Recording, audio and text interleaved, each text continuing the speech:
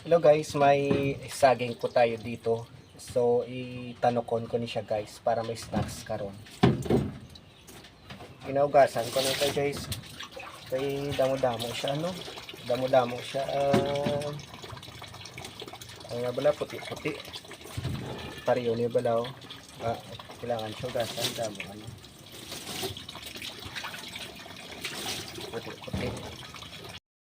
So, ibutang ka lang guys sa, ano, sa may karaha kay tangkonta para maluto para kan sa hapon may pamahaw kita. So ano ta na guys, tangkon ta na butang ta na sa karaha para maano siya maluto. So yan guys, ito na po yung ang saging ta nga sa gintanok ta. So lapit na siya guys maluto. So guys, ang kinta nga luto ibutang ta sa ano sa panalaw. Okay guys, so para ano bugnaw isa kakalalaw.